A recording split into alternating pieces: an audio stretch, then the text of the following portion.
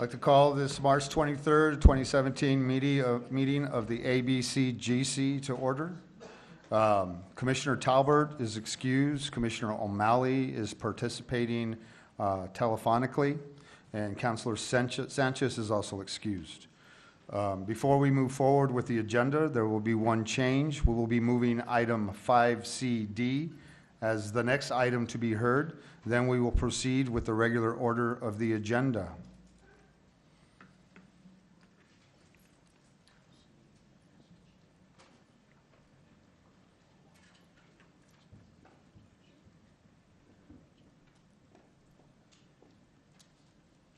Should we do the pledge and everything now? Okay, so we'll do the moment of silence.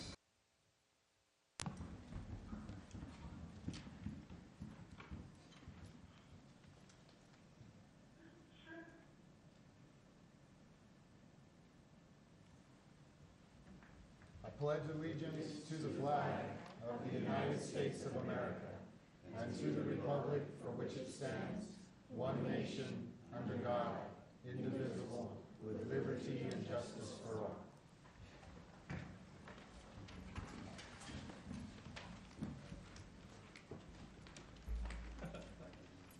Katrina, your staff can begin your presentation. Thank you, Mr. Chair, members. Katrina Hocham, the Director of Behavioral Health Services. We had to choke to get that out. It's a very new position for me at this point. And I'm here today to present on peer supports and our peer support model. It's called the drop-in centers. Every one of you should have received an abbreviated PowerPoint to discuss the highlights of the program, and I did discuss some items with some of your staff as well to give them a highlight of what we're doing. In essence, the subcommittees worked on different types of models and drop-in centers for peer supports. What that basically is are individuals that are in the community who are struggling with addictions and behavioral health issues are typically isolated. And what we want to be able to do is to bring them in, have inclusion, assist with life skills, and improve their outcomes. Some of them will do some medication management. Sometimes we'll work on life daily skills. They'll interact with each other. These are typically called peer support drop-in models. And so we vetted different type of models, and peer support drop-ins seem to be the model that we wanted to go with. One, this will assist us to begin to address natural supports in the community. One of the things that we see with people who are taking care of loved ones with different types of addictions or mental health problems is that there's burnout. And in the CPI report, Community Partners, Inc., who are our consultants for the behavioral health plan, identified that we needed some respite supports for these families and natural supports. Now, they had talked more comprehensively about having individuals stay overnight as a respite program, but we didn't think at this point that we should be addressing that could be a very expensive model. But another way to start addressing, burnout and natural supports and respite is to do these drop-in centers as well. So I believe that you have a PowerPoint. Were there any questions on the PowerPoint, or do you want me to discuss this further? Any questions? Councilor? Mr. Chair, thank you. Katrina, first of all, congratulations for your new position. I wanted Thank you. I don't think we've done that yet or since our last meeting. The one question I've spoken briefly with Mr. Chaplin about, and that is and not to preclude this, but kind of the sensitivity of the idea that this might be occurring at something like a public library, a senior center, a community center, and I could imagine why that would be. Those would be obvious, convenient locations and publicly owned locations where there's some staff there already and so forth. But could you speak to that? I mean, how would we proceed with vetting those locations? Mr. Chair, Councilman Benton, what we would do is actually, through the RFP process, allow some sites such as community centers and those sorts of things that the city and the county share together. We each have community centers as potential options based on where you are in the community. Maybe it doesn't make sense in different parts of the city or county, and maybe there's some that are really underutilized. But if we bring this up as an option to keep those costs down, then I think it can be vetted from there. Right. And so we don't have the answers yet. We put it on the table as a potential resource, knowing that many of the community centers during certain times are underutilized. Right. So we might be able to do that. It depends on the model that they are going to submit for us during the request for proposal. Okay. Thank you. Yeah, Mr. Chair, just, I think you make an important point that some are less utilized than others. Yes. Others are highly impacted by probably some of the same population we're trying to serve. I'll just mention Main Library as an example. And that, there might be places where we wouldn't want to add to the impact on just the general population.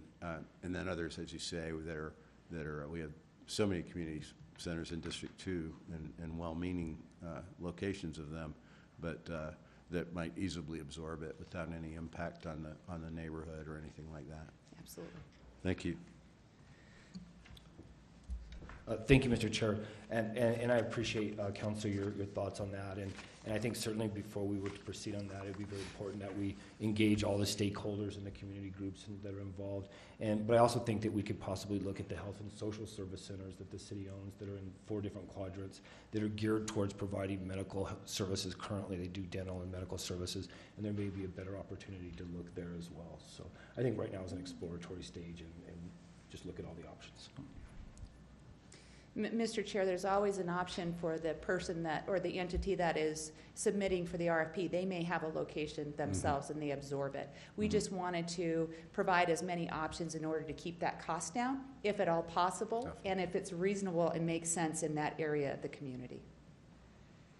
I think what it is to provide within those entities the missing whole. This is what I believe this whole behavioral health tax was based on, is to try to find the things that we're not doing and to be able to do those in the facilities, and for outreach, which is something that always has been lacking.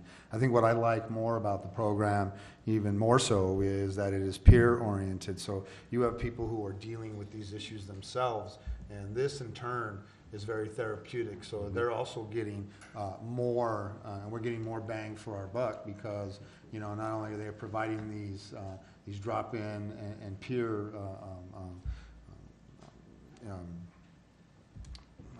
for lack of a better word, supports, yeah, that you get the dual for what you're getting for your money. I also believe that it's not only just the homeless, but that like places like Westside Community Center, where we're dealing with intervention and prevention, that the type of counseling that would happen there would be on a different level, and then you would bring different types of services to those types of communities and those places that are already open and for business. Yes, thank you. With that, I'd like to go ahead and move approval. On March 16, 2017, the Behavioral Health ABCGC Steering Committee met, reviewed, and discussed the peer supports proposal. The Behavioral Health ABCGC Steering Committee recommends that the ABCGC support and fully fund this proposal from the Bernalillo County Behavioral Health Tax in the amount of up to $300,000 annually. I have a motion. Do I have a second? Second. I have a motion and a second for funding the peer support proposal in the amount of $300,000. All in favor, please say yes. Yes. All opposed? Motion passes. Thank you. And now Commissioner O'Malley will be excused for the remainder of the meeting.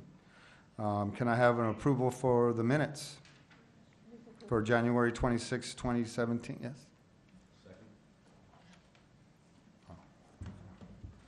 I have a motion and a second. All in favor signify by saying yes. Yes.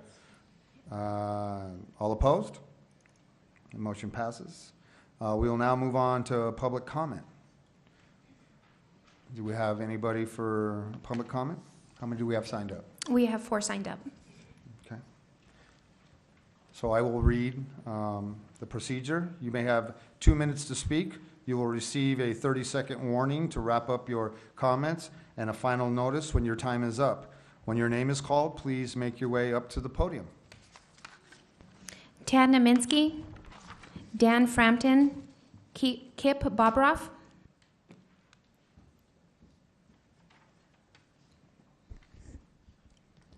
Thank you. Well, what I'd like to talk today about casino or about money. My question is casino on monopoly, game, money? I don't believe it. I hear also stakeholders. Oh, I wonder who's holding stake. I know from the city who's holding stake. Doug Chapman, 68 million plus. Now, let's go to more detail. How much prevention do we have? Nada, nothing. Well, gang, drugs, illegal, for profit. Millions to YDI. Representative Clarissa Pina employed by. 4 million for apartment to sanctuary Catholic charity. Who's harboring illegal Iberian house. And now 4 million for more apartments, harboring apartment for illegal. So now,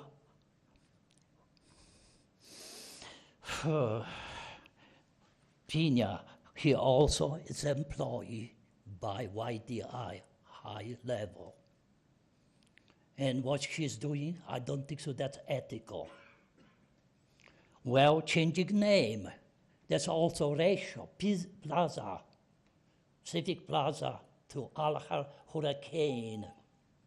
It is racial.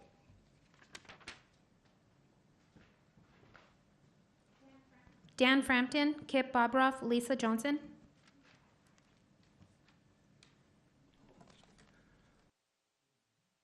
My name is Dan Frampton. I'm a leader, and I am a leader with Albuquerque Interfaith, an organization representing 15 institutions with over 5,000 families. Rather than have all of our members speak tonight, I just ask my fellow AI leaders to please stand and be recognized. We are and will continue to be committed to our main principles of developing a comprehensive plan for behavioral health services, transparency, and accountability. And by accountability, I mean upholding the will of the voters that the money from the 1/8 cents gross receipt tax will be used for new and expanded programs. We continue to stand opposed to supplanting of the funds from the 1/8 cent gross receipts tax. We commend you on your efforts so far in developing a comprehensive plan and will continue to do our part as public citizens. We still have concerns about the difficulty in finding information and want to stress the importance of developing a website which is user-friendly. Even tonight, just to make sure this meeting was on, it is just not easy to find this information. And that is something which we've spoken with Katrina, and I know work getting done on it, but it needs to be done. So thank you very much for your time.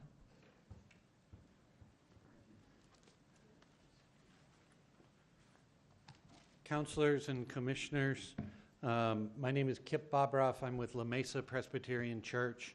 I've been asked to read a statement by Jennifer Routman from First Presbyterian. She says, "First, allow me to apologize for not being here today. I had hoped to come, but my duties caring for my mentally ill daughter made that impossible. My daughter is a 29-year-old who has been disabled since she was born. At every age, she has felt the lack of programs for mentally ill people in New Mexico. Finding appropriate care for her as a toddler was impossible. Her school years were disastrous. APS finally forced her out, saying they did not have the resources to meet her needs.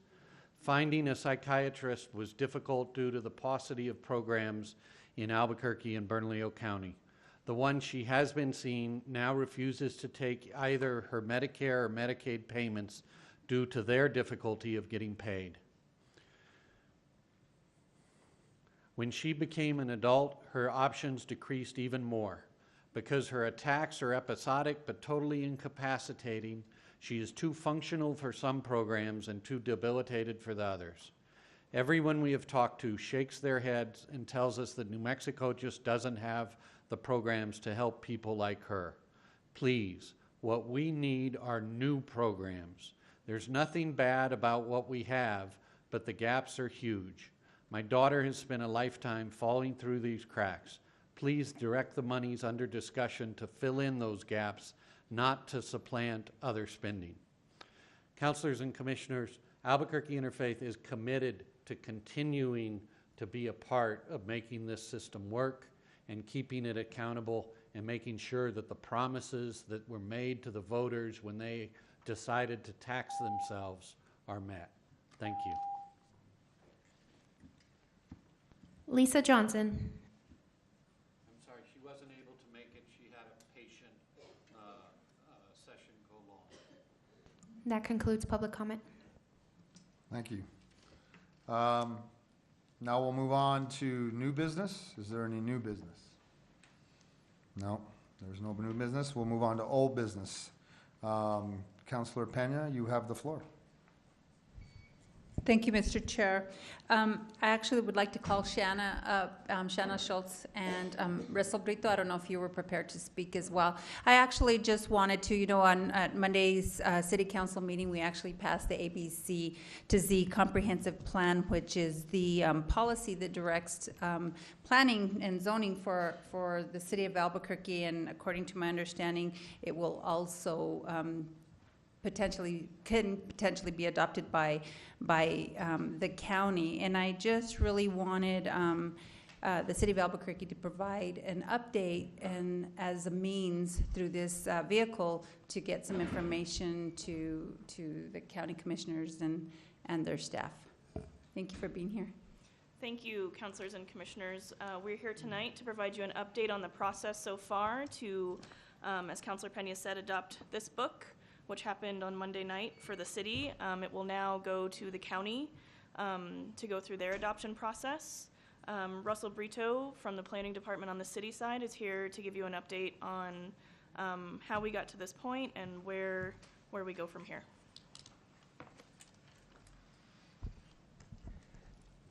Mr. Chair, commissioners and councilors, I'm Russell Brito from the city planning department. Thank you for this opportunity to speak and to give you an update on the Albuquerque-Bernalillo Comprehensive Plan update process. This began, kind of got the inklings in 2013 when the county planning department approached the city planning department with a need to update the centers and corridors map in the jointly adopted comprehensive plan. We were able to do that relatively easily, and were able to get an adoption in 2013 by both the city and the county. The currently adopted city version of the comprehensive plan had a process that began in 2015. The intent of this major update was to update the narrative content of the comprehensive plan, which hadn't been done since 1988, to fully integrate the centers and corridors vision from 2001, because in 2001 it was not fully integrated throughout all the chapters and subject matters of the comprehensive plan, and to update the coordination of land use and transportation to more closely align with the regional transportation planning authorities Metropolitan Transportation Plan that was adopted by the MERCOG, Metropolitan Transportation Board in April 2015. The updated comprehensive plan provides not only updates and new language, but also continuity of several important things, including the centers and corridors vision that the city and the county both adopted in 2001 and updated in 2013. It maintains the county development areas in the unincorporated portions of the county, such as rural, semi-urban, established urban, because the county regulations refer to those areas and rely on those areas. So we definitely did not want to mess with those. The community planning areas that were established and mapped in 2001, with that update, were updated in both the city and the county areas. The city proposes to use those for future small area planning efforts. And the coordination between city and county staff has been pretty strong right from the beginning. City and county staff and from multiple departments were involved in public meetings, focus groups, work sessions to review existing policy language, to review existing recommended actions, to update those so decision makers have more up-to-date language to use to help inform your decisions. Another key role that county planning staff and county public works staff played was to also ensure that county-specific language and county-specific planning tools were preserved and protected, including county development areas. The update also includes performance measures that can be tracked over time. The community planning areas use census tracts to help inform their boundaries so that as we move forward in the future, we have data that can be tracked and analyzed in a very comprehensive and consistent manner going into the future. Since the City Council approved the update this past Monday, we will be transmitting that to county planning staff and to the Board of County Commissioners for their consideration and how to take that through the review process. The little handout that you got on the first page includes a chart of all of the county and city departments as well as other agencies and entities that were involved in this latest effort. Anywhere from public works and municipal development to county and city fire and police departments, county housing, the City Department of Family and Community Services, and then outside agencies included the Mid-Region Council of Governments, Kirtland Air Force Base, the New Mexico Mortgage Finance Authority, PNM, the Water Utility Authority. It was a very broad net that was cast to make sure that we got as much input as possible on the proposed language.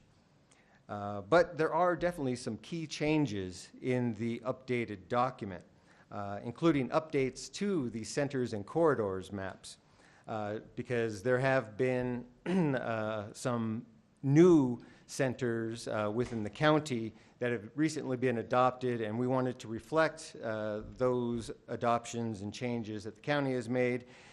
And many of the activity centers had their policies calling for density kind of downgraded, because what we heard from the visioning is that not everybody in the metro area wants an intense urban activity center near them. So those intense urban activity centers in the updated comp plan are limited to downtown, uptown, and on the northwest side of town, Volcano Heights. The other activity centers were downgraded to just activity centers, plus a new type of activity center is in the comp plan, that includes employment centers, where the focus is intended to provide jobs. And we think this is very important on the west side, where we need to encourage more job growth and help with the jobs housing imbalance that exists east and west of the river. Corridor types were revised to include a greater variety, including not only major transit corridors, but premium transit corridors, Main Street corridors, and commuter corridors that have different foci on different types of transportation mixes, depending on what corridor you're on. The city portion of the comprehensive plan has new development areas proposed. The development areas of established urban, developing urban, had less meaning in the city because we're really mostly built out. And so we wanted to change to a more applicable and viable development area process for areas of change where we want to encourage development, where we want to encourage more density and activity centers along transit corridors, and areas of consistency to better protect existing neighborhoods from potential adverse effects that go along with the benefits of new development in areas of change.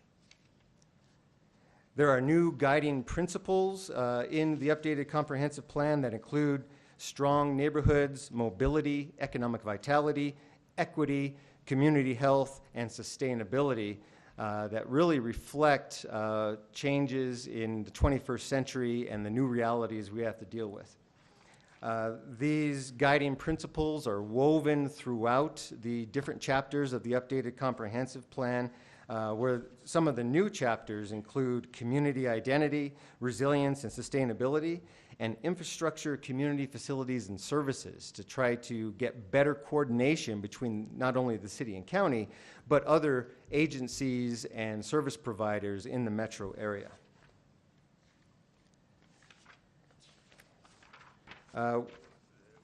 We had a pretty robust outreach process where we had over 100 public meetings about the comprehensive plan throughout the city.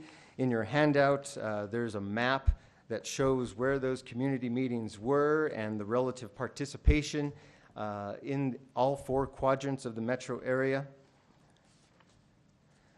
We were available to neighborhood associations, to trade organizations, to the Kiwanis clubs. We made presentations at over 62 meetings by invitation. We went to over 60 neighborhood association and coalition meetings by request. We had regular updates in the neighborhood news through the Office of Neighborhood Coordination. And we went to different community events like Summerfest, Battle of the Bands, farmers markets where we had booths, handed out information, and tried to direct people to our website to garner more interest and participation in this project, as Councilor Pena mentioned, that will help guide growth and development for the next 20 or 25 years. We also had an extensive advertising program with paid advertising on Facebook, Pandora Radio, that was targeted to the geographic area of the metro. We had bus shelter ads on the most widely used arterial streets. We had advertisements in the Albuquerque Journal, the Alibi, the Daily Lobo, the Business First, and El Seminario newspapers. We also had free advertising on the Nextdoor app, our project website. We had a monthly constant contact email to over 10,000 participants that signed up, as well as the monthly neighborhood newsletters that went out to city neighborhood associations. The city's review and approval process included 3 hearings at the Environmental Planning Commission in 2016, 2 hearings at the City Council's Land Use Planning and Zoning Committee, and 4 hearings at the City Council. The maps in the handout include the Centers and Corridors vision map that has existed since 2001 and updated in 2013, but as I mentioned, it's retained every already designated activity center and then added the new ones that have come through the county more recently. There's another map in your packet that shows the community planning areas in both the city and the unincorporated areas of Bernalillo County. And one of my favorite maps is the community green space map. because our trail system, our great open space system in both the county and the city, they don't really follow any jurisdictional lines, and they show that we have a great opportunity to coordinate our green space and to make great connections throughout the metro area. And then the final map in your packet is just showing that within the city only, new development areas of change and consistency, with the change areas being in dark orange and consistency being in the yellow. It's very clear that the preponderance of zoning and land use in the city of Albuquerque is single-family homes, and the city development areas map reflects that. And the change areas are really focused on industrial parks, business parks, activity centers, and corridors where we want to focus development while still protecting single-family neighborhoods. And with that, I'll stand for any questions. Thank you. Commissioner? Thank you. That was a really great presentation, very concise. I'm wondering, I see some of our county planning staff. Maybe you could walk us through what the next steps are, because I guess it comes over to the county at this point.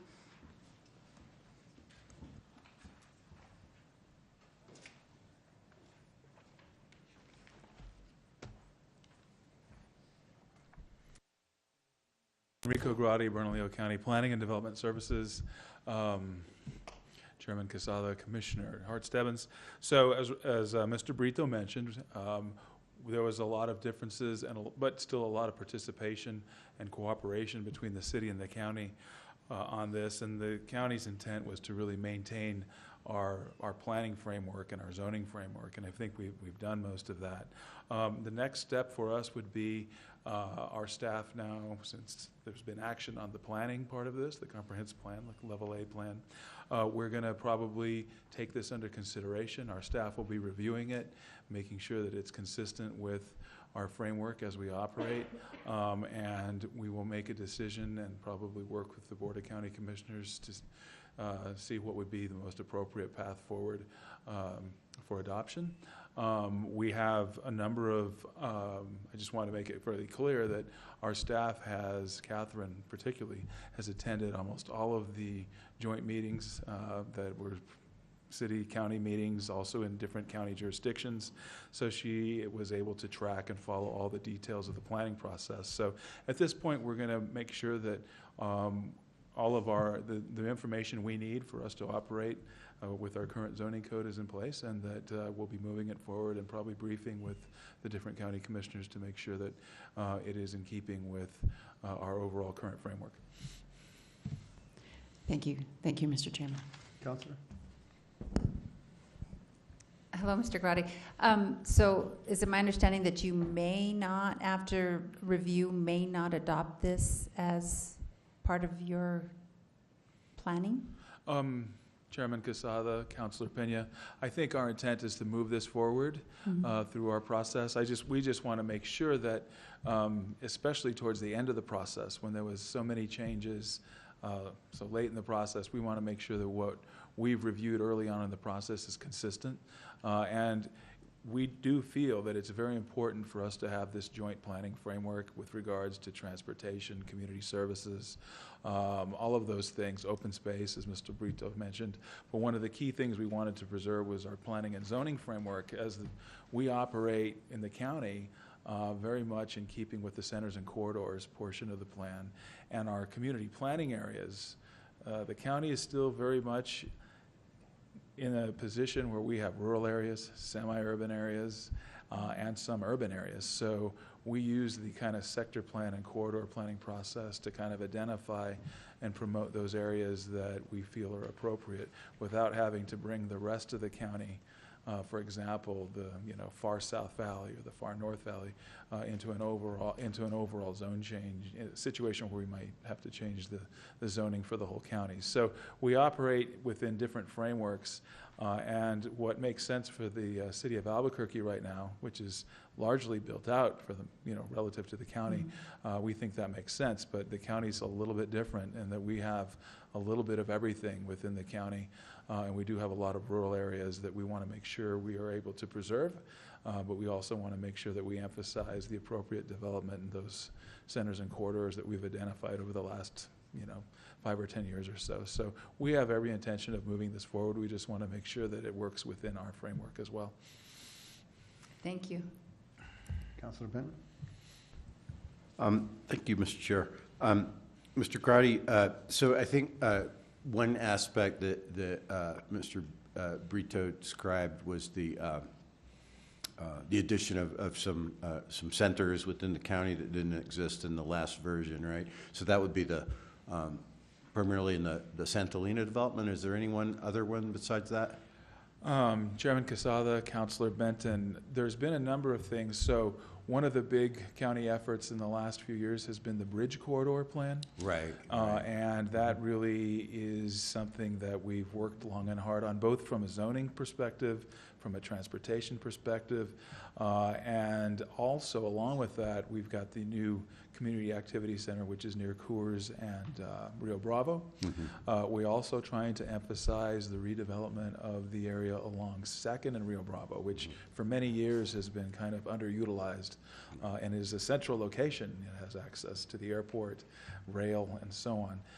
Santolina is something that is still in process with us. We're in a level B process, and that would be reflected, I think, as the level B and the more detailed zoning comes online. But in my mind, we're really trying to emphasize the stuff, the zoning that we already have clearly adopted and in place.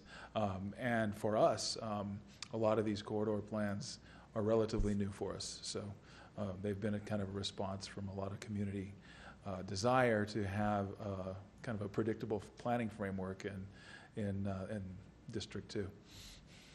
And Mr. Chair, and Mr. Grotti, I think since we last revisited the comp plan, both the county and the city passed complete streets policies, and of course the Council of Governments also passed the complete streets policy. So some of the amendments that you talked about, the vast number of amendments that the council passed the other night, did some of that.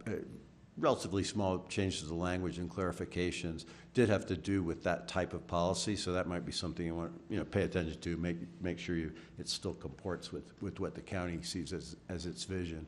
But I sponsored a lot of those just because it's something that's of interest to me, and having been the sponsor of the city ordinance. But I think it was important. An important consideration is what Mr. Brito said also, which is that this is tied in with our transportation plan regionally, and important. That's the important type of thing that we need to be updating. And so I just want to point that out to you. So when you're looking through with your magnifying glass, making sure we're all still on the same page.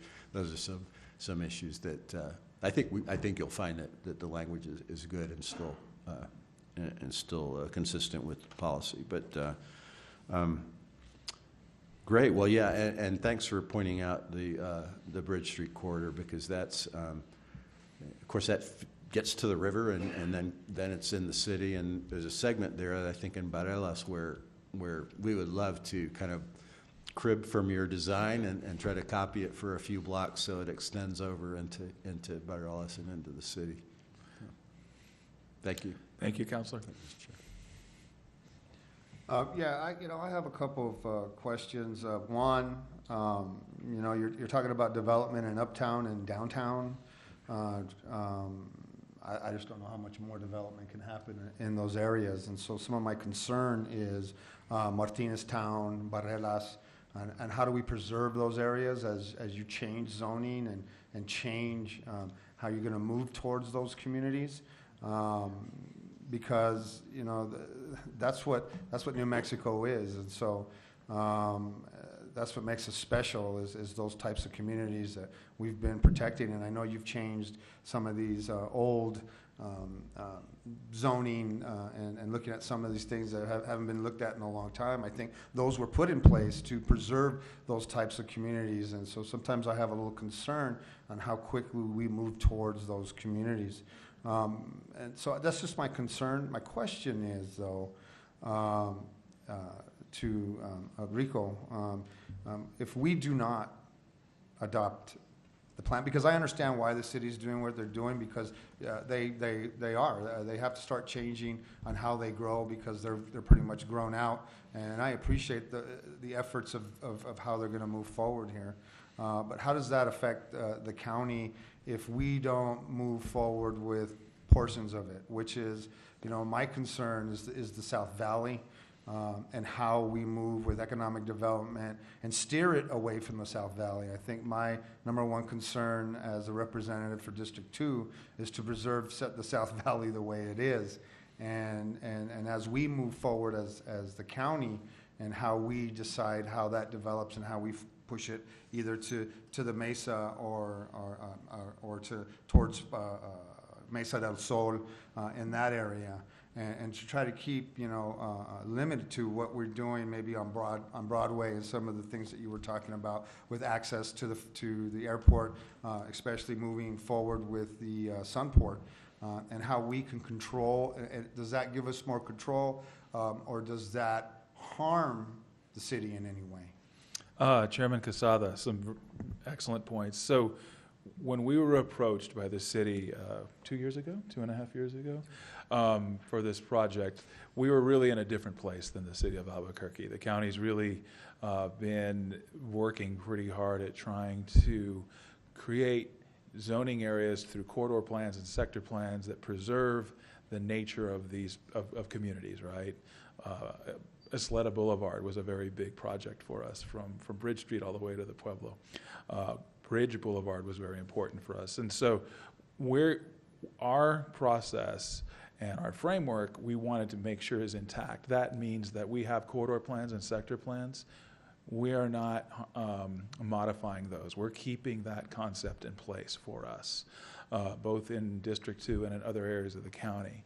So moving forward, we wanted to ensure that both the community that worked on those for many years was aware that although the city and the county are looking at upgrading the comp plan, and those things such as transportation networks, those are things we all share, open space networks and so on. But when it comes to the type of zoning, planning, and the predictability that the community has worked on over very many hard years, getting these plans in place, that we had no intent on modifying those. And we wanted to keep that framework from which we operate intact. So as we review this plan, we're going to be looking to make sure that those things that we share both and work with the COG and with the city, are functional, work for the county. But with regards to the types of community input and the plans we've created in response to that, we want to make sure that those are intact and our framework for planning is still intact. That meaning that the Isleta corridor plan, the bridge corridor plan, the commerce plan we have planned for Upper Mountain View, those things we're still able to operate and create those types of spaces within the confines of this plan. And I think we've done a pretty good job with that, but again, we want to make sure that in review of this plan that those things are preserved. So that was our goal, and we spent a lot of time following up and making sure that those types of things are in place. When we've had our community meetings, many residents of the county were very, very concerned that they were going to lose. Anytime you do a planning project, they're concerned. Folks are concerned they're going to lose their quality of life, those things they consider important. And that was true in the South Valley, was true in the North Valley. So our goal was to make sure that we maintained those plans and those elements of our plans that ensured those things. So I don't know if that answers your question completely, but that was kind of our objective in following through with this process. Councilor? Thank you, Mr. Chairman. Thank you, Mr. Grade. I appreciate your comments. That was one of my concerns was, and I appreciate that you're going to keep the sector plans. I think they're very important. So I guess maybe this question is to Mr. Brito. How does that affect the comprehensive plan if the city of Albuquerque contemplates kind of doing away with them and the county is going to preserve them? Chair Quesada and Councilor Pena, the city has a follow-up effort to the update to the comprehensive plan, and that's the creation of an integrated development ordinance, where we want to update our what I consider an antiquated zoning code from 1979, a very off-the-shelf, suburban-oriented code that doesn't often reflect what's on the ground in terms of land use, and oftentimes doesn't allow for the evolution of development in appropriate locations, like in activity centers and along corridors that not only the 2001 and 2013, but also the 2017 version of the comprehensive plan has for its vision. Part of the issues we're wanting to address within the integrated development ordinance is how our over 60 sector development plans and small area plans were written at different times over the past 40 years. There's a lot of policy in these older sector plans that is either no longer applicable or is very vague and doesn't give the policy protections that some of the residents think they have. And sometimes they've come in for a nasty surprise when they come to a public hearing and the decision makers interpret language in a different way than they thought it would be interpreted. So we see that there's a lot of overlaps in the city with sector plans and overlay zones. And as Mr. Grotti was talking about, I think predictability is key for all stakeholders, whether you're a resident in a neighborhood, you're a business owner, or even a developer or staff. I think everyone appreciates predictability, and we found that our system wasn't entirely predictable. And it was open to interpretation depending on who was reading it. You know, a certain planning commission makeup is different in 1 year than it is 4 years later. So we wanted to make sure that the goals and policies of all of those sector plans were coordinated and incorporated into the update of the 2017 version of the comprehensive plan. We've done that. We have a huge policy matrix that shows the policy language from every single small area plan in the city and where it ended up in the comprehensive plan. Much of that language was updated, was made more specific to aid residents and businesses and decision makers to make decisions that take us closer to that vision of accommodating growth in centers and corridors while protecting existing neighborhoods. And we want to translate that policy protection into regulatory protection as well with the integrated development ordinance. For example, the city development areas of change and consistency would have corresponding regulations in the integrated development ordinance for neighborhood edge protections. Right now in the draft integrated development ordinance that's pending at the city's environmental planning commission, there would be a requirement that any time there's development in an area of change next to an area of consistency, that there's a buffer, a transition on the change side. So within 100 feet of that area of consistency, that development can only be 2 stories. Just like the neighborhood, the residential neighborhood can only have 2 stories, that's our maximum. The transition in the area of change would be that first 100 feet, you only get 2 stories, but once you get beyond that, you can utilize your full entitlement for height, density, et cetera. There would also be a restriction on the types of uses that could be in that first 100 feet of the area of change, like no drive-up service window speakers could be in there because we don't want to infringe on the property rights and the quality of life of the backyards of the residential homes, for example. Increased landscape buffering to really protect that neighborhood, not just with policy, but actual regulations written into the integrated development ordinance that are automatic. So neighborhoods don't have to come to a public hearing, fight for those protections and those transitions, they're built in. I think that's predictability for everybody. The developer knows, oh, right up from the beginning, they're going to have to incorporate that into their pro forma and their designs, and the neighborhood knows that they're going to be protected by this type of regulation.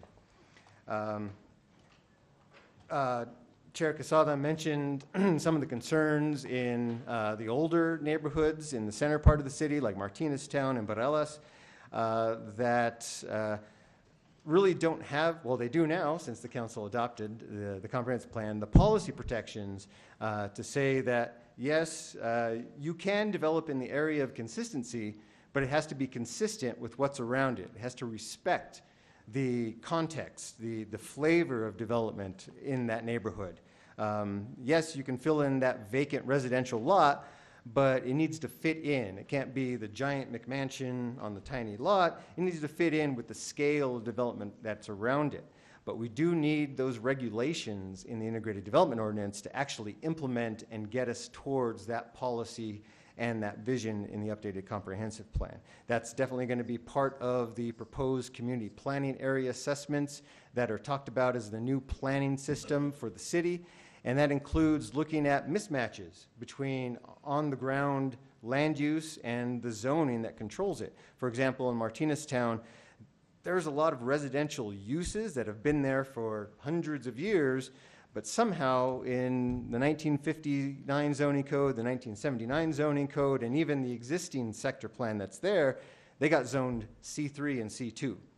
That's one of those things we want to address on an area-wide, assess which property owners want a down zone voluntarily, make sure that we get their signatures on the list, that we verify their ownership with the county assessor, gather those up with a full analysis about why that's necessary to protect those residential neighborhoods while still protecting the property rights of businesses that relied on those entitlements, those legal entitlements, and then take that through the city council that has that legislative authority to make those small area zone changes all at once.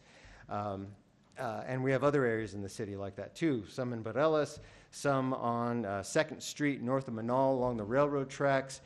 We have a lot of these instances, maybe even in the San Jose neighborhood, where we need to get down on the ground and look at what's the mismatch, what are the issues, not only zoning, but infrastructure, provision of city services, and make sure that we update that on a proactive rolling basis so that every community planning area is visited by the planning team at least once every 5 years. And then once the cycle is done, we start over again and hit all parts of the city. The county, though, is very well suited to continue with its current planning system and zoning with sector plans as a small area planning method, with corridor plans. And even in the city, we are proposing to maintain some of those area-specific regulations. For example, along Coors Corridor, there's a view preservation requirement. We're carrying that over into the integrated development ordinance as a view preservation overlay with the same exact language. We're just trying to put all of these disparate regulations that are in our 40-plus sector plans with regulations and put them all into one document and then index them. So if someone's only interested in what are the Coors Corridor regulations, they can find those and know where to find them in one document. It's definitely a huge task. We have over 1,000 individual zoning categories that we have to look at and address with a conversion to a new zoning system. But we feel that by putting in more predictable measures, more protections for neighborhoods, more guidance for the development community, that we'll have a better system that will work for everybody in the city. Very good explanation. Thank you so much. I have one more question. How does it affect West Central? West Central, at least within the city, would get those conversions. And what we're looking at, because it is designated a premium transit corridor, is we want to encourage more intensity and density near the transit stations, within walking distance of the transit stations. And then put a limit on that. If you're not within the walking distance of 660 feet, you still have your entitlements, but near those transit stations, we want to increase the entitlements, so maybe we get some mixed-use development and create that walkable feel, that walkability that is prevalent in other parts of Central, like Nob Hill and the university area. We want to make sure that opportunity exists up and down that transit corridor, including West Central.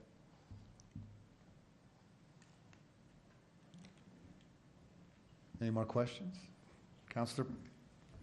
Thank you, Mr. Chairman. My question, I served on the county commission for 8 years, and one of the biggest challenges that we faced was special use permits and also the preservation of agriculture and the use of agriculture, the one dwelling unit per acre. How will that impact those two issues?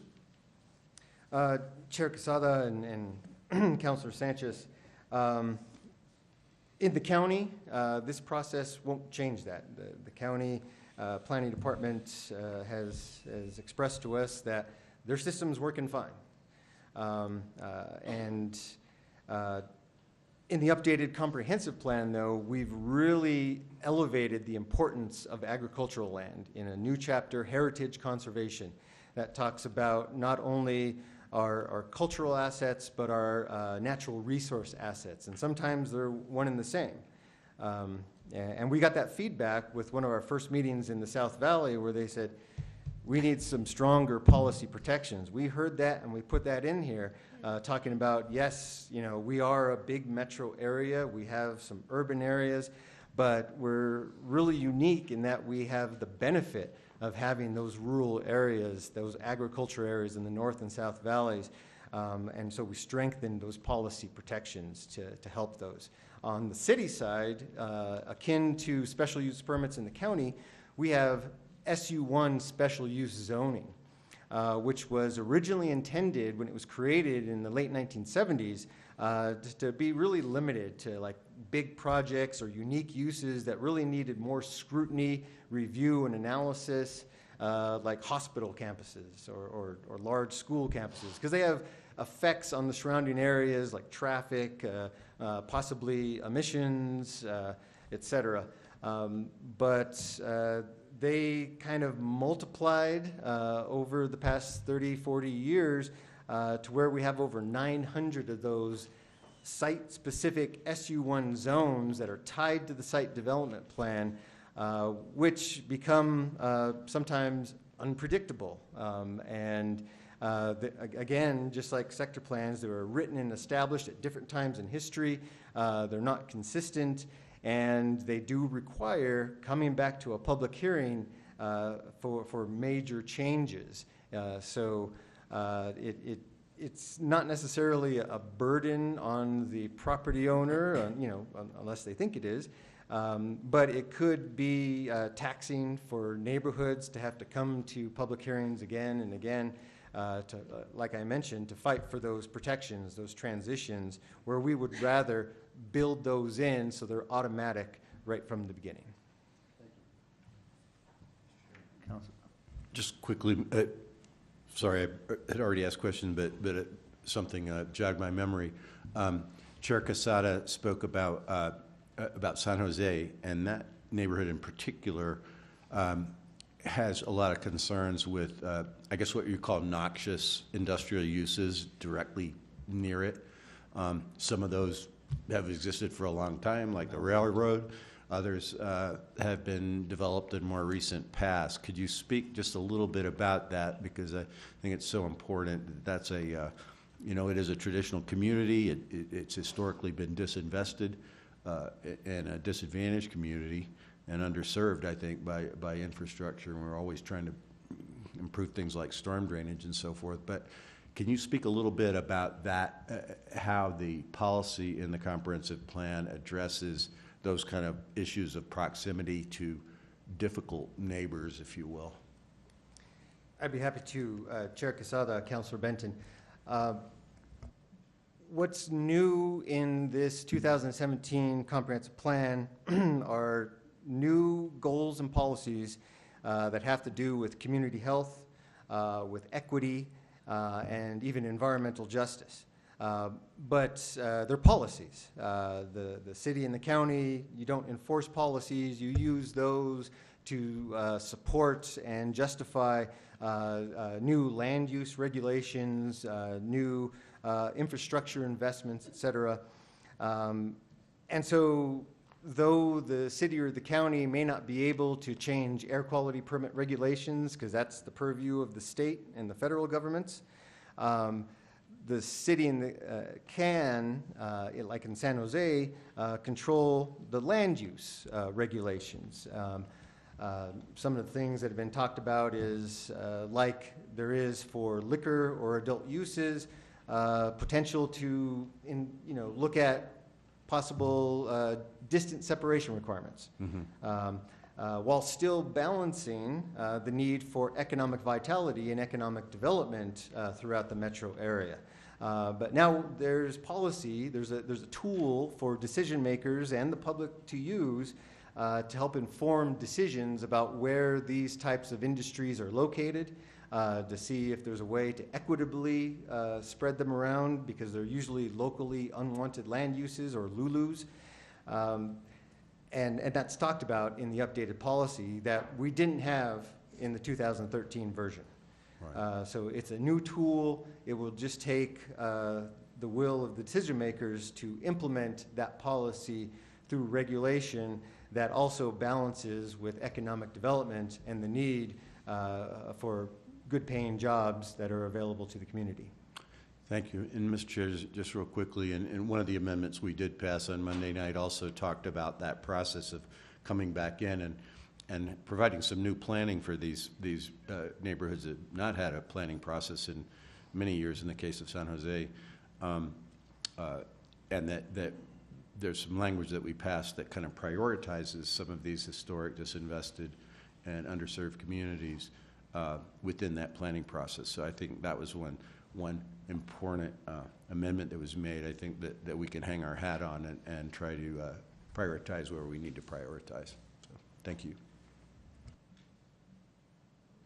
Any more questions? No? Thank you. Thank you all. Mr. Chair. Yes. Thank you, Mr. Chair. Mr. Brito, I'm very pleased that the comprehensive plan passed, and I'm very pleased at your new look that I believe had something to do with the comprehensive plan passing. Chair Quesada, Councilor Jones, yes, that's correct. Thank you. Okay, moving on to item, where am I at? C. No? Oh, we already did C, right? Yeah, we did C. Item B. Item B? So, oh yeah, Councilor Sanchez, item B. I'm going to request a deferral until we have both the fire chief, police chief, the police, all fire chiefs in the police department, Albuquerque and Bernalillo County. I know there was some concerns by the county commissioners regarding our resolution that was passed last meeting, that they were not involved. I know we had one meeting involving the fire department, both fire city and fire county, but I think it's important that we have all agencies here to discuss this matter. I have a motion and a second. I just have a question. Discussion. So as part of this discussion, should we have the jail chief here? I mean, that is a very important public safety asset that at least is utilized by both city and county. Is that something that you anticipate looking at in your study? We did not, but I think that could be a good idea to incorporate them. Also, I think that the communications department, that is in the plan. We've talked about that for many years, a CAD system that involved both the city and the county. So I think that would be fine to discuss all areas of public safety. Great, thank you. I appreciate that. Thank you, Mr. Chairman. Any more discussion? All in favor of the motion signify by saying yes. Yes. All opposed? Motion passes to defer. We're going to go to other business. Any other business? Mr. Chairman, we have item 5C, starting on the behavioral health. Yeah, we do. I'm sorry. Item C, the Continuing Behavioral Health Initiative Action Discussion. Councilor Benton, you have the floor. Mr. Chair, this isn't anything special or in particular that we're asking, but I did ask that that something like this, and it could be cursory depending on what's going on, but that we kind of have this as a standing item. Certainly open to opinions of others on the board on this, but I did request it for at least this meeting, and that some sort of regular report where where we get an idea of just what's been happening lately, aside from the motions that have been passed at any particular meeting. So that's what this was about. Do you want to respond to that? Certainly. Mr. Chair, I'm happy to give updates. Some of the other things that we're doing, of course, is we give those quarterly newsletters that we've started. We lovingly call it the 4-pager, and that we continue to update anytime we have a new item on there which explains what we're doing. We also have been proactive. We tried this time to put a short PowerPoint together on anything that we're going to be discussing ahead of time. So if there's anything else that we can do ahead of time to communicate with this body, I'm happy to do so, and then we can see whether or not these items are necessary in the future. I'm happy to do whatever. I just think that, it should come as and this is my opinion, but it should come as it's relevant or prevalent or pertinent. Right. To what's happening coming up pretty soon. Mm-hmm. So I think we can kind of play that if that's okay. If you're okay with, if everybody's okay with that, play that by ear how things come up. Mr. Chair, if I could I think this wasn't any intended to be anything that's very involved, but also we had it under here that if there was a desire for many of the subcommittee chair people to speak to us, that this would be if we had this as a standing item, then this would be a place where they knew that they could plug in and speak to us and to the public.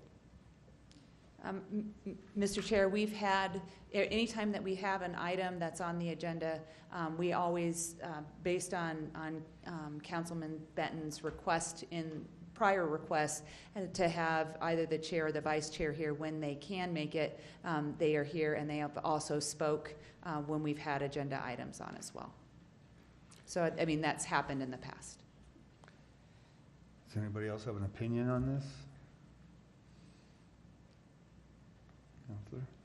Thank you, Mr. Chair. I just do think, Katrina, it is important that we hear from them.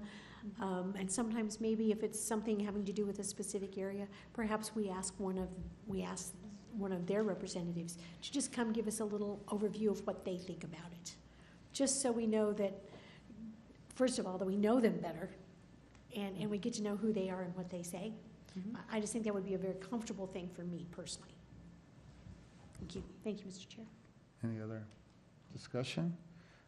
I don't think this is an action item. It's just it's just a friendly kind of, I guess we could put something that's standing, and and I think what you could do is if there's really nothing, just let us know, and it just ends up being there's nothing on that agenda item, and before we put out the agenda, knowing that in advance, so we don't have to waste time. But I'm good with that. Okay.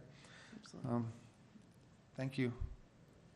Well, do you want me to, because we were prepared to discuss it, I'm happy to let you guys run away if you'd like.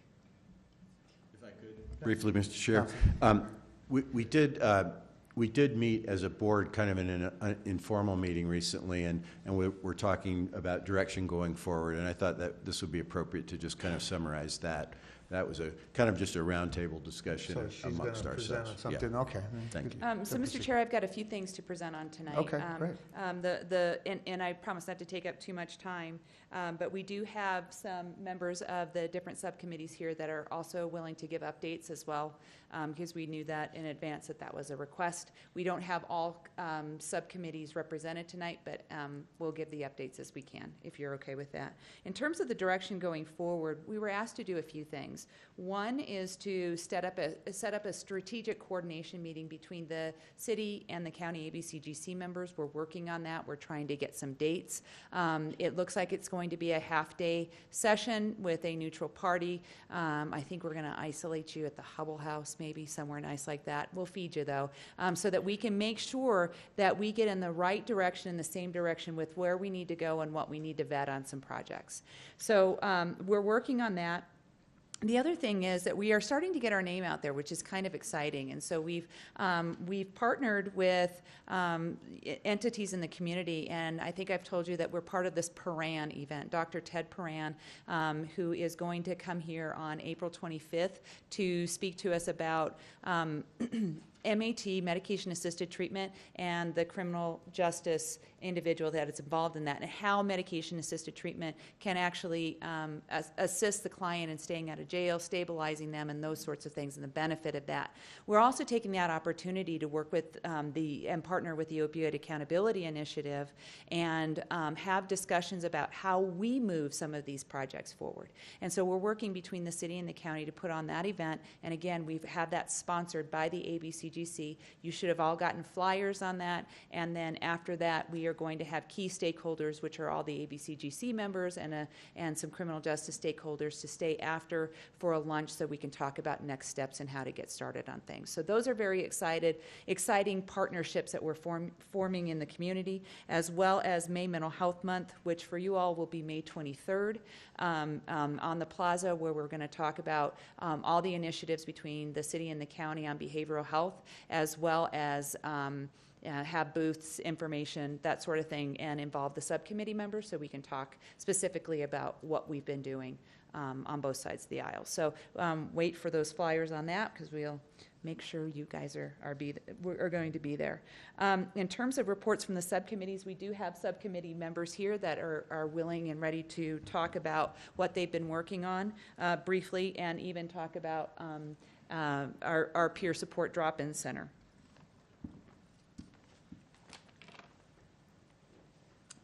Good evening. I'm Kathy Finch. I'm glad to see you, Chairman and Council members and Commissioners. I have brought a member from my committee for tonight, and good, we're going to have the translator in front, so she'll be able to accommodate. I noticed that you were interested in future directions as well as what we are actively doing now. And at the beginning, the subcommittee on community support worked jointly with a lot of the housing things, since community support was going to be incorporated.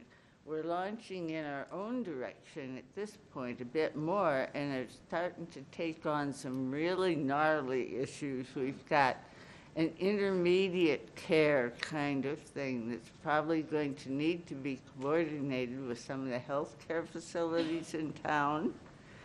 We need to work with case management and get that into place and strong and interfacing with the other different projects. So we're about ready to ramp up a bit just as other subcommittees are getting ready to grant proposals and start doing more of the evaluation.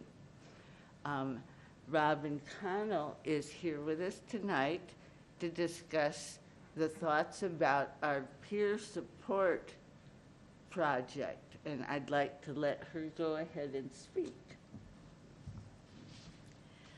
Mr. Chairman and council members and commissioners, when we talk about a peer support, the community supports talked about the peer drop-in centers. The big thing to remember is that the peer is a person with a lived experience who is in wellness and working recovery and can help people who have decompensated and are not on a path of recovery. And we looked at what that could be. So taking into consideration the proposals and then talking about that, some of the things that stood out was there needs to be support for the peers who are doing the center. So as peer professionals and peer support workers, they're not overwhelmed by the folks that we share. I think Katrina mentioned earlier that we were looking at possibilities of keeping costs down because of a great concern that on the national level and on the state level, insurance is really going to change. And so we don't know how that will impact what we can do. So we were really mindful of when we were going to, we're at the lowest level, okay? we're the peer support. Then it has to go to the steering committee, and then it comes to y'all. So we're down here, okay? We know we don't make decisions, but what we do is we talk a lot and listen a lot and bring what we hear from the community. So there's a concern that we have a truly comprehensive system. So we're looking at where are the gaps. And one of the gaps is peer drop-in centers and what a peer drop-in center can provide to the system. But we want the system to be connected. So if someone's at one place, they know where another part of the system is, and they're not lost. Our system has some gaps, and we do not believe that a drop-in center is going to be the answer. It's part of the answer, we think. And that's kind of like a summary from the subcommittee. Any questions? Any questions? I don't have a question, but Mr. Chair, as always, I like to appreciate your service to the committees and the subcommittees. And I don't consider you down here. I mean, I think you're a big part of our entire effort, and I appreciate your time that you spend on it. So thank you. Thank you. Thank you. Hi, good evening. I'm Jane Keyports. I am a representative from the Crisis Subcommittee. And from where I sit, we have made substantial progress over the last year. I joined at the beginning and have recommitted, if they'll have me. And we have been under the direction of Rick Miera as our chair, Jim Ogle as our co-chair, and Margarita as our wonderful staff person who keeps us all in line. So we've just, not only have really, really targeted looking at gaps and really vetting the proposals that come by, having fun and also making sure that we get all the information out there. We have, over the past year or so, passed the mobile crisis team and the resource reentry program. And so our current subject right now is our crisis respite center. And the vision there is to really have something that is in between the acute, patient goes to the emergency room and ends up in the inpatient setting, or they get resourced out to traditional outpatient services that may be 3 weeks out, a month out, and they never really connect. And there needs to be a place for people to go where, especially people who don't have the social supports that they need, where they can get, even live there for a period of time or spend a day there where they get connected up with the services. And we are just in the beginning stages of looking at that. It's very exciting. Overall, just really appreciate being a part of it. And do you have any questions? Any questions? Okay, thank you. Thank you, ma'am. We have a question. Just quickly, that respite center sounds, like a huge missing link, and so I'm glad you're tackling that. And of course, that it's a physical location and a facility that's involved in it. So I would imagine that's going to be one of our bigger challenges to come up with funding or locations that are suitable. I guess you'll be looking at that. Exactly, and I just want to stress that the emphasis is really not duplicating current things that are out there. So for instance, not duplicating what UNM psych emergency room is or Caseman ED. Those services are out there, and I think that Katrina has a vision for where it might be, and we're not really that far along with identifying, but I think it's not meant to be the crisis triage center like the Arizona model. This is really a respite center. And we actually were just in the throes in our last meeting of getting that verbiage down really well, because it matters how you describe it. Right. Thank you. Thank you, Mr. Chair. Counselor. Hi, how are you? I have one question for you. How are you? Hi, Doug. Many of us are familiar with medical respite, and in this particular case, you're talking about a behavioral health respite. Can you sort of maybe compare the two, talk a little bit about how behavioral health respite might look as a comparison to like a medical respite? Being the behavioral health specialist from Presbyterian, I'm not that familiar with medical respite, but I think that, as I said before, what we're looking for is a place where people can connect up with the services they need. And so if it's case management, if it's outpatient services, if it's medication-assisted treatment, those sorts of things, I may not be the best person to talk about it, but that's how I see it being different than medical. Mr. Chair, just is there a period in which someone would stay there for like a couple of days of recovery? I guess that's kind of what I was getting I believe that's the vision, yes.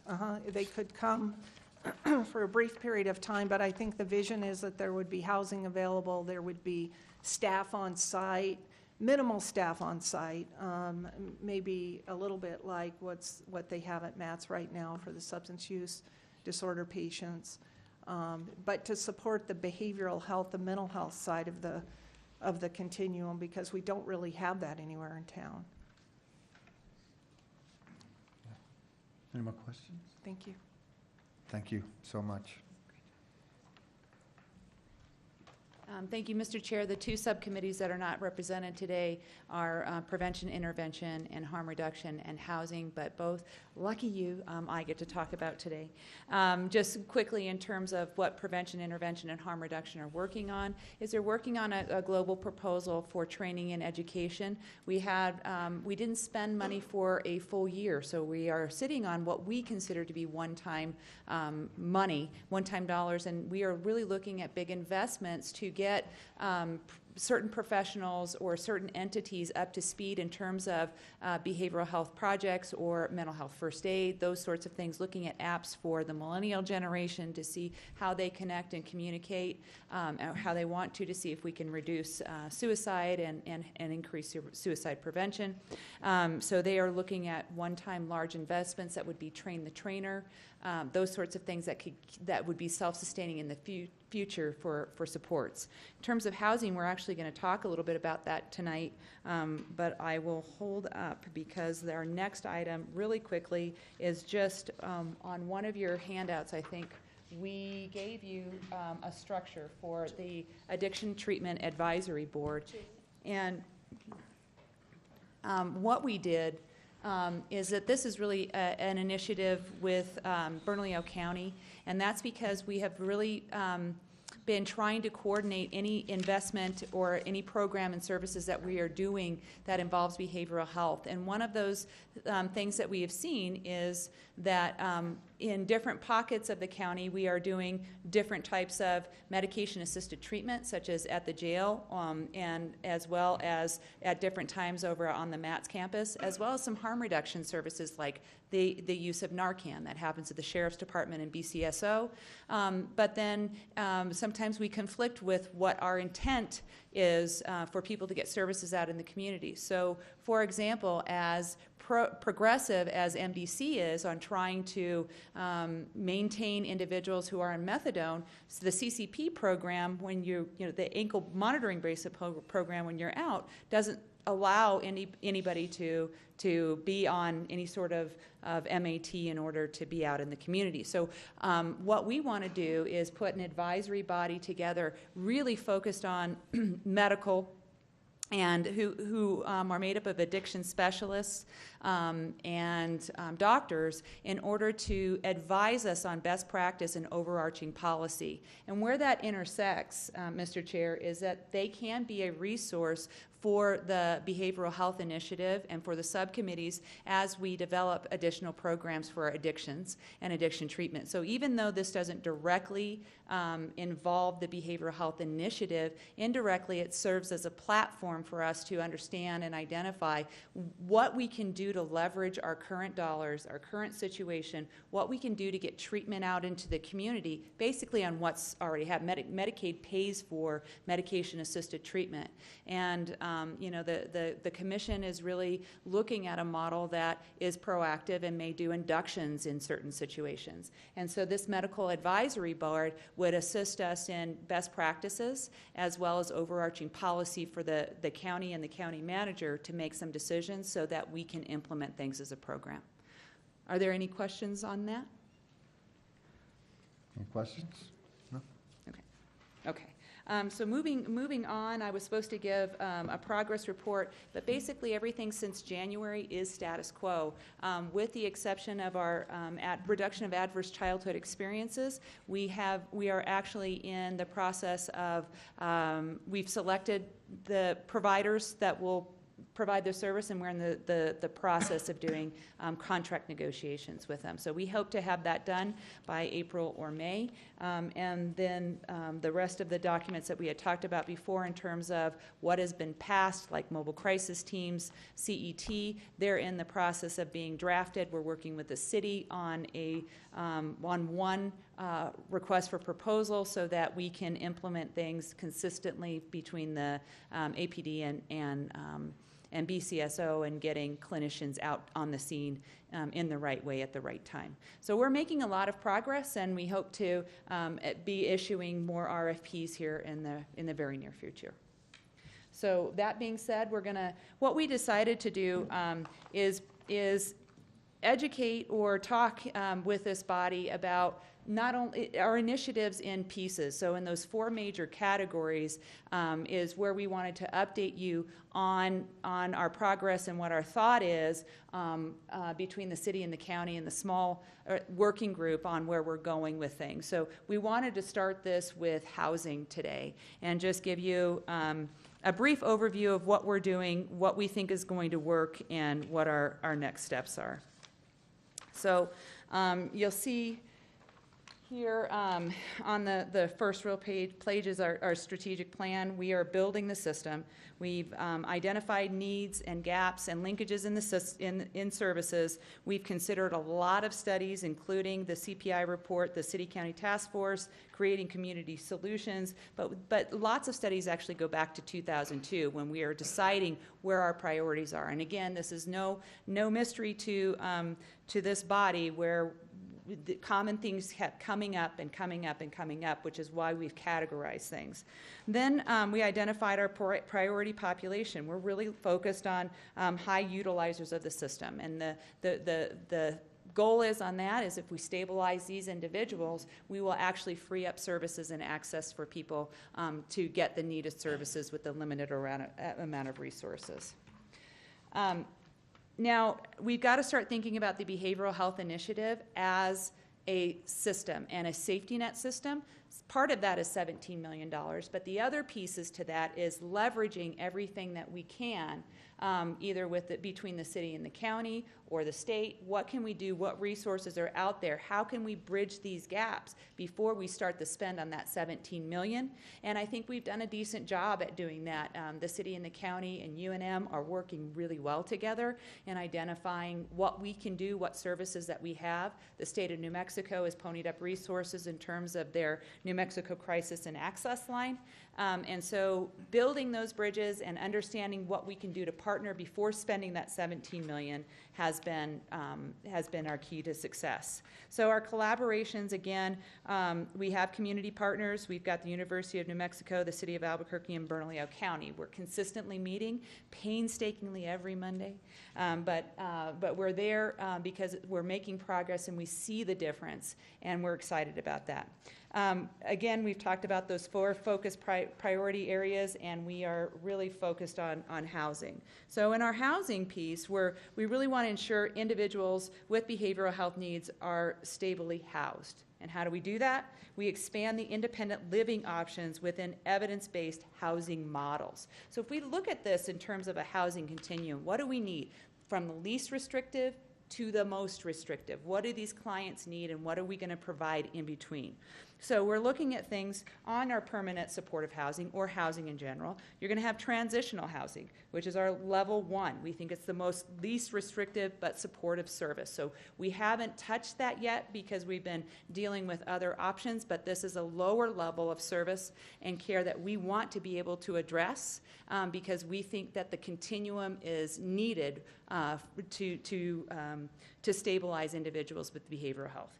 Scattered site is our level 2. It's our more supportive services that are needed, so more case management, more intense case management. That means more hand-holding. Doesn't always mean the frequency. It means we have to do more with them, more hands-on. And of course, our single site that we've talked about quite a bit, which is another collaboration between the city and the county, just like our scattered site model is looking at that's the most support service that we need. So these are individuals who don't always deal well with their activities of daily living, need a lot more guidance and more encouragement to comply. So approved to date is our Community Connections. That's our jail reentry program, partnership between the city and the county. The Community Connections program, which again is scattered site level 2, and that's to expand the scattered site permanent supportive housing program. Those are individuals who are living in the community, who are frequently going to emergency rooms. We've got to look at stabilizing that population. And level 1, youth transitional living, that was in the amount of $650,000. So we're trying to put these puzzle pieces together and build our continuum of service for this population. Projects in review right now are single site supported housing model. And again, this is a new service for high needs individuals.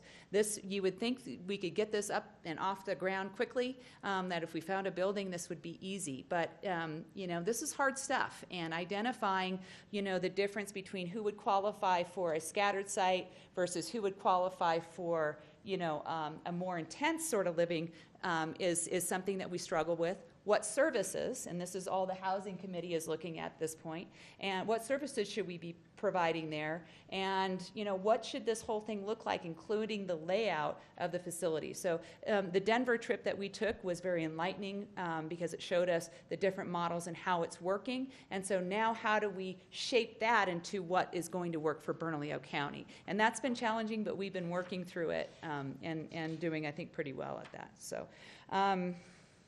So our proposed projects, again, youth transitional living. So we've got, we've identified a population that was already in the community, and we've approved $650,000 for youth that are struggling with behavioral health issues and need a place to be.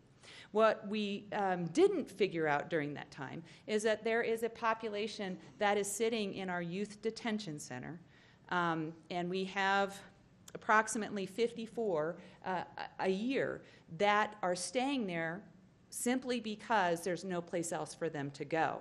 So what happens in these situations is that CYFD, they're in the custody of CYFD, but because that individual, maybe their home environment's not good, maybe nobody wants to pick them up, maybe they're on their, they're not doing well at home, but they meet the criteria to be bonded out, CYFD is doing these overrides because there's no place else to place them. And so we think that 54 individuals or youth a year that are staying in these jails just simply for that reason is a population we need to study a little bit more, and we'll probably get another proposal for youth transition that really focuses on this jail reentry program and focuses on stabilizing the family, and it would also join nicely with our reduction of adverse childhood experiences. So we'll be looking at that and bringing that to you. And independent living. So we know that there's a population that is extreme that we're trying to identify now that would be in our single site supported housing. We also know that there are individuals out there who likely have an addiction issue, and there's not a lot of transitional living for them. And how do we stabilize them in the community? They have mental health issues, but they can function on their own. They need more hand-holding, but in terms of their activities of daily living, they're doing fine. And so we need to start looking at that more independent and transitional population to see what we can do to get them either back up and running into jobs and back in the community and stabilized, or transition them into a higher level of care if that's what's needed. So we're looking at this as a continuum, not necessarily a particular model, but a continuum of care and services that we'll be vetting out and that our subcommittees will really be looking and working on.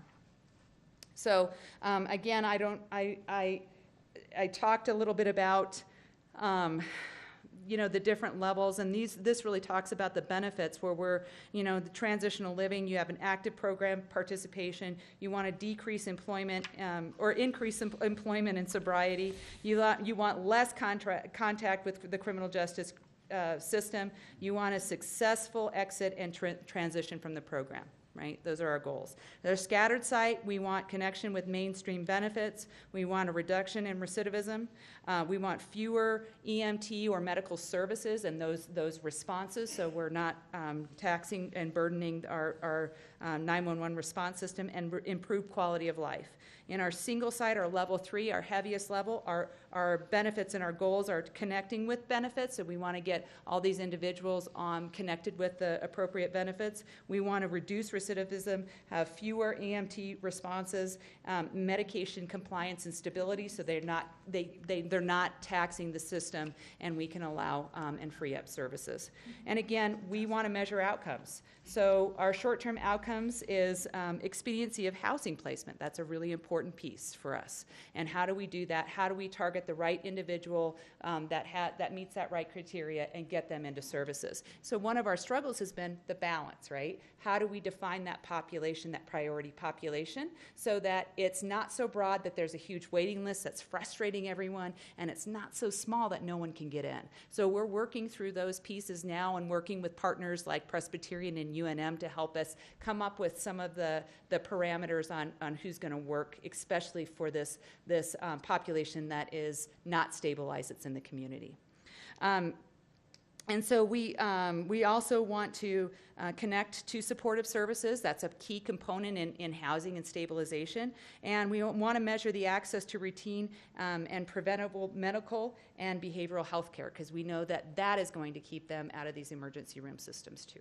So in long term, we want increased housing stability, reduce the use of homelessness and shelter services, reduced involvement with criminal justice system, and reduce reliance on emergency medical and behavioral health services. So that's sort of the strategic plan just in terms of housing and what we want to do. Of course, the factor is how much can we spend, how much can we allocate with that, but these are the goals and the initiatives of the small working group that we believe incorporate the goals and the values of the subcommittees as well. Are there any questions?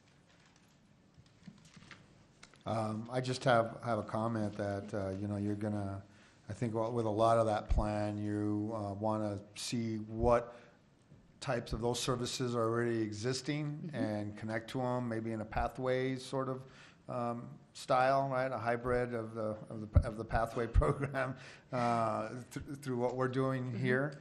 But I'll tell you, that's a lot of information to process.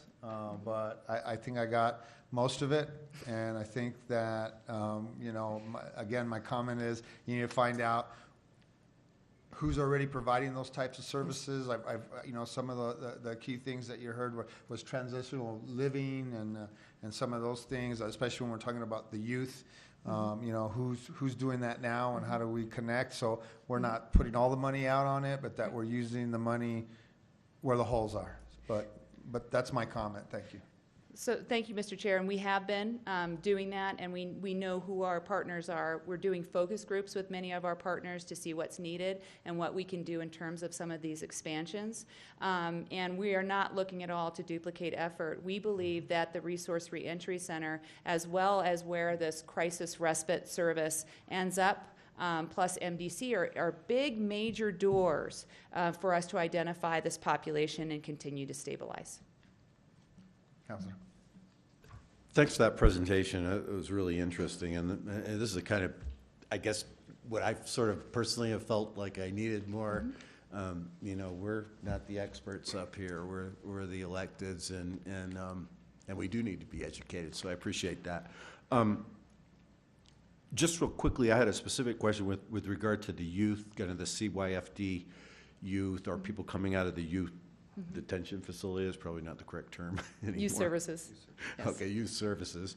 But in a way, that's sort of a youth version of the reentry program, right? I mean, that we need something that's tailored to the youth, but in a way, we're dealing with some of those same issues that they've been in an institution. They may or may not have had a positive outcome from being in that institution, and now we're trying to reintegrate. Mr. Chair, and Councilor Benton, that's exactly right. And we know the more that the less frequent that they're in the jail and the length of time that they're there, the better their outcomes can be. So if we can get them to a transitional living facility or a provider and start reintegrating and start dealing with families, that they're going to have positive outcomes, and that's really going to improve our scores on the adverse childhood experiences. So I think connecting to them and stopping that is going to be huge for us. Thank you, Mr. Chair. Thank you. Thank you. Thank you. So now we'll move on to other business. Does anybody have any other business? No? I do. In January of 2017, they put out an Albuquerque Bernalillo County Governing Commission Behavioral Health Initiative. And this was emailed to everybody. And from my understanding, it was emailed to everybody in January, but somehow it didn't get to the city. For some reason. What I would like everybody to kind of do is kind of look through it. It's something that was agreed on. Some of the subcommittees did ask for a working flow chart that's in here. So as we move forward in initiatives, as we move some of the initiatives forward, that it goes through a specific workflow chart that's in here. So what I would really like everybody to do is kind of look through it, read through it, see if you have any problems with it, because from my understanding, this hasn't really been put through. We haven't really voted on saying this is what we want to do or we agree with it. But I think it's very important that the city and the county are on the exact same page and how we move things forward. I think it's very important that we do this together. That's the purpose of the ABCGC, is that we move forward together, and that we're not looking at paperwork that somebody else has and somebody else doesn't have, or that we're moving the processes forward in a different way than each other. And so I think it's important that the subcommittees did come and ask for this in January, and they put this together. So if you could look at it. I think it's a great way to make sure that we vet everything as it moves forward, so then we can identify if there's duplication, if there's stuff that the city's already doing, and or if the county's already doing it, and how do we, strategically spend the money that we have for the behavioral health. And I just kind of wanted to throw that out to everybody, that most likely I'll put this on the agenda for the next meeting. So, so if you could take a look at it and let us know if you have any problems or vice versa. Okay? That's all I have. All right, thank you. And that's it. That'll adjourn us. Our next meeting is Thursday, April 18th, 2017, right here at the Vincent E. Griego Chambers. If there's no any other business, this meeting is adjourned.